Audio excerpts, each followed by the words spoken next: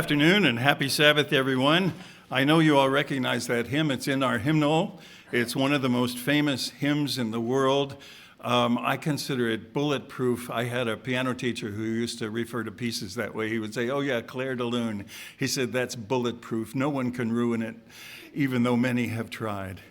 And that hymn is so well known around the world in all Christian communities. It was written by a man named Isaac Watts in the late 1700s. It hasn't always been in our hymnal, but I think since the first hymnal after the old purple Worldwide Church of God hymnal, it's had a place in our hymnals. And it's a hymn of strength and about God's eternity and man's frailty by comparison. When it was put in our current hymnal, I lobbied strong and hard to have a fifth verse added. There's 9 actual verses to it, and thankfully the editors didn't put in all 9. But there's a reason there's 9 verses. But the verse that they left out is, to me, one of the most poignant and poetic ones. Of course, the first one that you just heard is, "O God, our help in ages past, our hope for years to come, our shelter from the stormy blast, and our eternal home."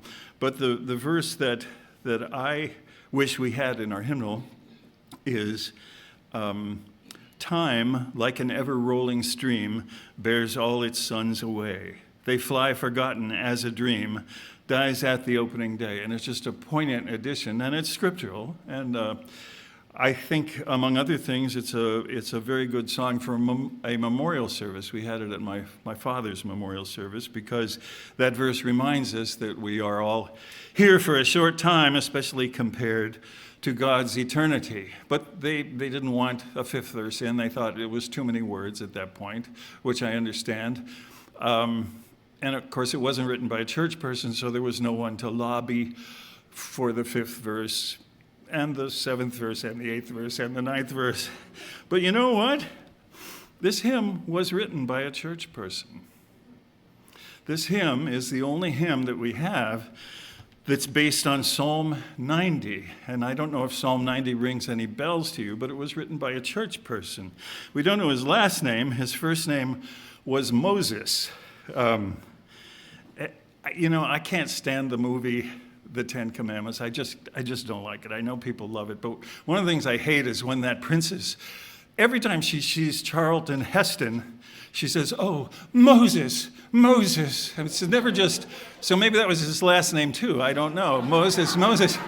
And it drives me crazy. I don't like it. And then I was reading the part in the burning bush, and God out of the burning bush says, "Moses, Moses." So I guess the princess was scripturally right on, and I wasn't. But I was contemplating this psalm a few weeks ago. I actually, just by coincidence, happened to be, I had just spent a week at camp, and I was lolling in luxury on a beautiful cabin that a friend of mine, one of my longest friends, I've known him longer than any of you, including Taya, and his wife had built on a mountaintop in Idaho. And the mountain, I realized while I was reading this, is called Moses Mountain. So there I was. Moses, who wrote the psalm, had never actually been there, as far as I know. But it's Psalm 90, and it's a prayer of Moses. And, there's a lot of discussion on, is the authorship valid for any book of the Bible? And you just sort of have to accept it that this was written by Moses. The arguments pro and con as to whether it was written by Moses really don't have to do with anything scholarly. I mean, from some of the earliest versions of Jewish scriptures, this is designated as a prayer of Moses. But it has to do with the actual words that were spoken, and would Moses have actually said those things? And we'll look at those things a little bit. But the fact remains that this is a psalm that was written by our brother and predecessor, Moses. And he, is a church member. God is God of the living. And what that means is that he was the first psalm writer. This is the oldest psalm that we know of. We don't know how old some of the other psalms are, but this is the oldest one that we know of. And so he was the first hymn writer. And one of the crimes I commit is that I read about God's friends in the Bible, and Moses was definitely a friend. He's not called that. He's called a man of God, and he's praised in many other ways. But I read them and I base my concept of them on the few things that we know about them from scriptures, not the fact that this was a man whom God called to do a mighty work, and that when Jesus Christ in his own ministry was starting to languish and feeling a bit down about the things that lay ahead of him, God caused a meeting, a vision to take place where Moses and Elijah appeared to Jesus Christ, and it said that they encouraged him. They talked about the things that were going to come. So this was someone who was tied to God by the heartstrings. This was someone whom God knew well. And it's surprising when I read about Moses in Exodus and Leviticus and Numbers and Deuteronomy and other things, he comes off as a bit of a stuffed shirt. And I say things like that knowing that someday Moses will know I said that. And I truly don't mean it because, as I said, I tend to judge people by the way they come off in the few things that we know about them. And Moses, was there ever a person who was more of a legalist than Moses? He brought down the Ten Commandments from Mount Sinai. He gave us the law, and when we say Moses, it's a catch-all phrase, and people sometimes know that we mean the law. But Moses was also a person who was very close to God. God said, have I appeared face to face with anyone else? This is a person who had great depths, and there was much more to him than just those words. He didn't seem to have a sense of humor much in the Bible, and I think, well, if I was trying to find someone to go to supper with, it probably wouldn't be Moses. I mean, it would be awkward, Mr. Legal and all that stuff. But from this psalm, I think I'm wrong, and I'm probably wrong about most of the people with whom God has developed strong friendships over eternity, and these people still mean something to him. He said, in the very last verses of the Old Testament, remember the law of Moses, and Elijah will come, and those are the two names that keep cropping up. So Moses is still very much in God's mind. So let's look at this psalm. Psalm 90 will we will just stay there. I don't even have a Bible with me. I have a piece of paper with Psalm 90 printed out because I don't own a New King James Bible, and I wanted to read from the New King James translation. The church is always, the United Church of God has defaulted to New King James. You're allowed to read and use whatever scriptures you want, but I've tended to be more of a New International person, but I'm coming to appreciate, ironically, that the New King James has a lot going for it, in that the translators don't try to gussy up things or change things. They try to present things the way the scriptures present them, and I value that more and more. So let's look at Psalm 90. Psalm 90, verse 1, the words of Moses. Lord, you have been our dwelling place in all generations. And sometimes it's translated as a refuge. The original Hebrew is a dwelling place, which is interesting because we don't really dwell in God. This is poetry. Before the mountains were brought forth, or ever you had formed the earth. And again, in the original Hebrew, the writer of these words was very poetic. He basically said, you gave birth to the earth and the world. And of course, that's not literally true. They were made, but at the same time, this is a poet speaking to us. Even from everlasting to everlasting, you are God. You are God. And so he's establishing, O God, our help in ages past. He's establishing that God is forever and was there forever, farther back than we could ever go. And verse 2 is as far back as we can go before the earth was made. We just don't know much about that. Verse 3, you turn man to destruction and say, return, O children of men, for 1,000 years in your sight are like yesterday when it is past, and like a watch in the night. And this is the verse that Peter quotes in his second letter when he says 1,000 years are like a day to God. He's riffing on this verse. You carry them away like a flood. They are like a sleep. In the morning, they are like grass which grows up. In the morning, it flourishes and grows up. In the evening, it is cut down and withers. For we have been consumed by your anger, and by your wrath we are terrified. You have set our iniquities before you, our secret sins in the light of your countenance. So this is a time of trouble for the poet. For all our days have passed away in your wrath. We finish our years like a sigh. The days of our lives are 70 years, and if by reason of strength they are 80 years, in the King James Version, this is 70 and 80, and often gets quoted that way. And Abraham Lincoln supposedly was influenced by that when he started out the Gettysburg Address. Yet their boast is only labor and sorrow, for it is soon cut off and we fly away. Who knows the power of your anger? For as the fear of you, so is your wrath. So teach us to number our days that we may gain a heart of wisdom. And by number, he doesn't mean just count them.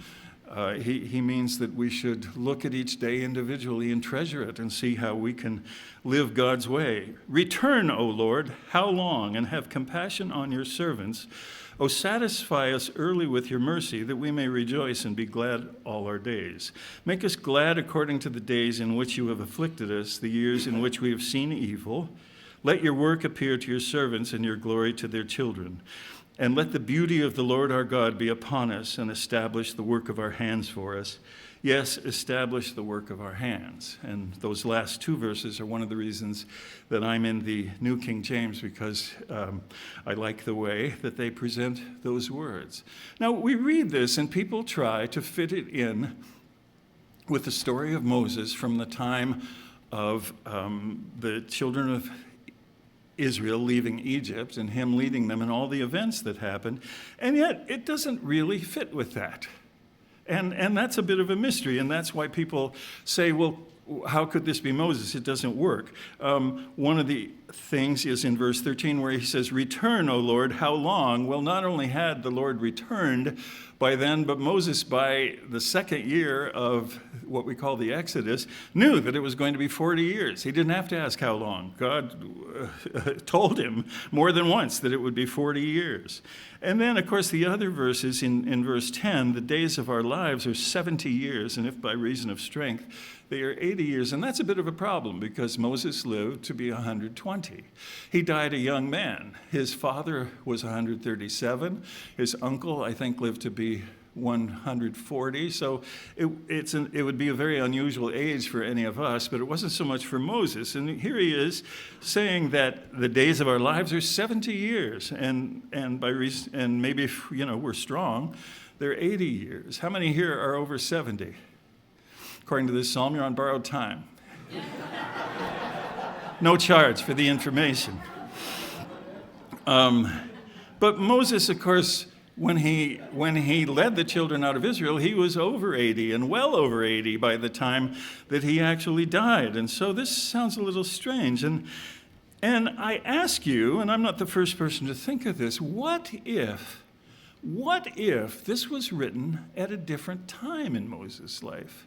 And probably, of course, it wouldn't have been the first 40 years of his life when he was a prince of Egypt, because he probably didn't spend a lot of time contemplating the mysteries of the world at that point. But it was after that his life had been turned upside down and he had to flee Egypt and he had a death sentence placed upon him, and that he found refuge as a shepherd for a man whose daughter he eventually married, and he had 40 years to think. And what if in those 40 years his thinking did him a lot of good? Let's look at it from that point of view and see if it seems to make sense. Lord, you have been our dwelling place in all generations. He knew that good things came from God at that point. And incidentally, his father-in-law, as you recall, was known to be a priest of Midian and helped Moses out in many times. And so the father-in-law was connected to Yahweh God. Well, he hadn't announced his name at that point, but the God of Israel. His father-in-law, he's called a priest of Midian. He wasn't a high priest of Israel, but he was in tune with God's way of life. So these were probably things that they talked about at the dinner table or at other times. Before the mountains were brought forth, or ever you had formed the earth and the world, from everlasting to everlasting, you are God. And so Moses had made peace with that. David tended sheep and wrote many songs, probably some of them while he was tending the sheep. And you have time to think. I mean, they lie down a lot. You have time when you watch sheep. Sometimes they could drive you crazy, I'm sure. But you turn man to destruction and say, "Return, O children of men." Well, that's true. God does let people experience the consequences of their own turning away from him, and he's always trying to get, that's the message today, isn't it? Return, O children of men. But this is something, Moses had turned to destruction.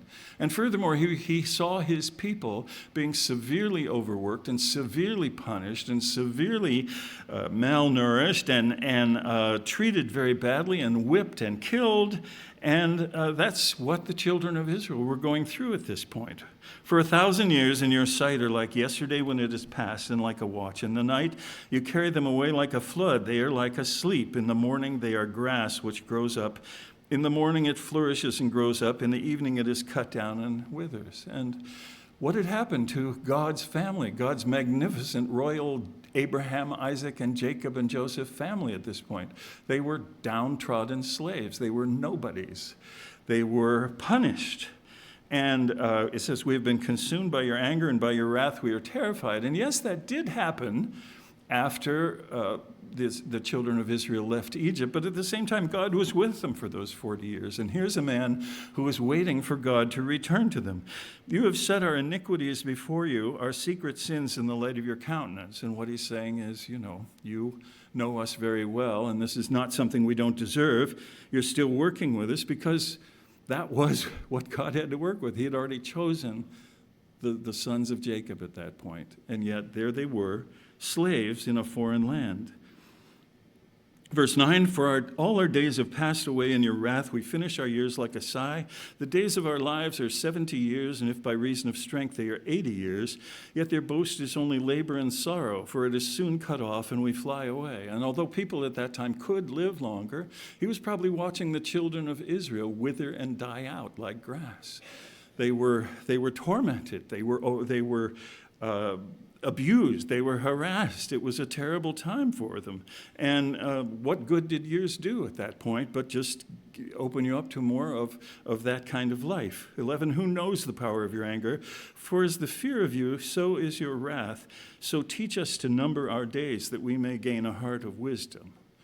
And this is an interesting point for Moses the shepherd to be at, because sometimes, I read the story of the burning bush and Moses, and it seems like God is dealing with a damaged person, with maybe even a person, do we use the word handicapped, challenged? I mean, Moses, he said, "I can't even talk." He had to be corrected by God. God finally got angry with him when Moses was there. And so sometimes we look at Moses as not an idiot, but, a subpar intellect dealing with God. And you think, why would God speak to this man out of a burning bush? But what if Moses, over those 40 years, had developed an intense, personal, poetic, beautiful relationship with God?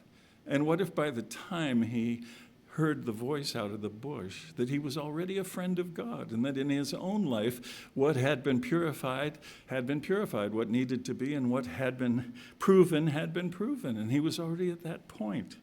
It makes so much sense to me. And he says, "Return, O Lord, how long, and have compassion on your servants." And those would be the words of a person watching his people, whom he personally had overlorded as a prince and abused them in his own way, just by being part of that family. These are people that he was watching be oppressed, and he's saying, "Return, O God." In the Exodus and further on, of course, God had already returned. And although there were problems, God's presence was very well known, and he was easy to find and easy to call on. But Moses is saying, "Have compassion on your servants. Oh, satisfy us early with your mercy, that we may rejoice and be glad all our days. Make us glad according to the days in which you have afflicted us, the years in which we have seen evil." And of course, the children of Israel had fallen away from God at that point. Not in every way. I mean, they were still known as children of God, but we know they really didn't know when the Sabbath was.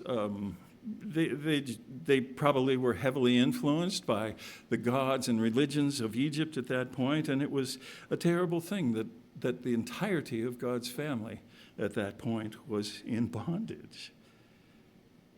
Make us glad according to the days in which you have afflicted us, the years in which we have seen evil. And then verses 16 and 17 I have memorized, and the reason I've memorized them is these are things that I say in my own prayers, but I didn't realize that they had been spoken almost 4,000 years ago and written down. Because these not only apply to a time when Moses is saying, you know, I am yours, I understand that you are eternal and that we are frail, but what is going on here? You've preserved us for something. What is happening? He was expecting something to happen at that point. And so he says in verse 16, let your work appear to your servants and your glory to their children. He's saying, I don't know what you're going to do, but make it clear to me. Please let me understand what you're going to do. And I pray that prayer myself, and I bet some of you do too, because I've seen the church in its ups and its downs. And as a family, I love the church today, and I think we're doing wonderful. And I think we're doing everything we can to get the word of God preached and to reach the world. But even the most cheerleading observer has to say that we're not having that much of effect, at least not the way that we used to. And that God is in charge, and so this is the way that he wants it to be. But I keep thinking that another work has to come. And, you know, I mean, if I'd arise out of an organization that currently exists, I can't say. But what I do pray to God is when it happens, let me see it and let me know that it's your work. And the way he phrases it, let your work appear to your servants, he wants something to happen, and your glory to their children. So he wants that to be restored to the people of Israel, to even the children, so that even the children would shout and rejoice when God finally rises up and does what he's going to do. And in verse 17, this next line amazes me. And let the beauty of the Lord our God be upon us. Because what kind of thing is that to pray? I mean, I do pray for beauty. I'm a big believer in beauty, and Isaiah talks about that part of the end time work will be giving people beauty instead of ashes. But the word beauty doesn't really come into our Church of God experience very much. That's a terrible thing to say as I'm staring at you. But I don't mean it that way. You're beautiful people, okay? But it's not something that we associate with God. We associate God with power and authority and rise up and conquer and, you know, or other things, save and redeem and things like that. But how much do we associate God with beauty? And Moses had spent 40 years contemplating it, and like David, he saw that God's way of life and God himself was a beautiful thing. And this is something that friends of God come to. This is a conclusion that friends of God come to, that they're no longer in it for the power and the authority and the office or things like that, and they're no longer in it just to obey the law. They're in it to experience all the positive things that God's love and goodwill brings to his people, and it comes out in beauty, whether it's his creation or his way of life or the way that people can be when they deal with each other on the highest and best terms. Let the beauty of the Lord our God be upon us. So this was someone who had arrived at that, and he was a friend of God at this point, and established the work of our hands for us. What does that mean? Well, it sounds like he's saying, give me something to do. You know, I'm in a unique position. I was a prince of Israel. I'm your friend. I understand you. But he's saying, establish the work of our hands for us. And it's not enough to say it once. He says it twice. This is on his mind. Yes, establish the work of our hands. And that's similar to the prayer that I pray. Every day time that I pray, I say, let the beauty of the Lord be upon us. I don't say it that way, but I say, you know, come and restore all the good things that we've already experienced, but make it happen. Make the whole world as beautiful it was when you created it. And please establish the work of your people. Let the work of your people no longer be in a drought, but let it be productive and let it be expansive and let it have an effect on the entire world. And so these verses 16 and 17 not only show the frame of mind that this shepherd had come to at this point, but they also apply so much. This psalm applies to our time right now because we're also in a time where we're awaiting the power of God. We're waiting for him to rise up, and he won't literally bring people out of Egypt this time, but figuratively, yes, that will happen, that people will come out of that and that he will rescue his people, and that, before Jesus returns, the entire world will know that it's an option. The gospel will have been preached to everybody. And so this was not only important to a person, 3,700 years ago, but it's important in the year 2024, especially in the uncertainty that we face in our modern world. I hope none of you had flights scheduled this weekend. I was talking to a customer, about the presidential election. I didn't bring the subject up, and we both agreed that there was nobody we really wanted to vote for, so why didn't we start a write-in campaign for Dolly Parton? And, Dolly Parton's done a lot of things, and she's old enough to be president. I mean, she's as old enough as those guys. And, of course, we were laughing, but on the way home, I'm thinking, wait a minute. Maybe I'll vote for Dolly Parton this year. Who knows? There'll be a write-in slot, and I can do that. But it's a world, that we abide in. We're not shepherds, but we're biding our time, as Moses was at that point. And we say to God things like, let your work appear to your people, the people who know about it, and may your Holy Spirit make it clear that it is your work, and so that I support it. And let the beauty of the Lord our God be upon us and establish the work of our hands for us. Please let us be a part of that. And this work that we're contributing to and trying so hard, make it effective. Only you can do that. So it's not only for now, but it also affected this shepherd all those years ago. And so, yes, God is from eternity to eternity. But I think I understand Moses a little better at this point. What am I saying? I understand him a lot better, that he was a man whose heart was stirred. He wasn't just a legalist who obeyed God and yelled at the children of Israel when they didn't. He was someone who was a friend of God, and this happened before he was 80 years old. And it changes everything in my mind for the big surprise that was coming to him, because he thought, like us, that this kind of thing might go on forever. Sure, we say that things will change, but do we really believe it? Well, we do, and we await that. But Moses, he had to complete the 40 years as a shepherd, and he had to complete his character growth to the point where he was ready to be surprised by a voice out of a burning bush that wasn't consumed and said, Moses, Moses. And after that, nothing was the same.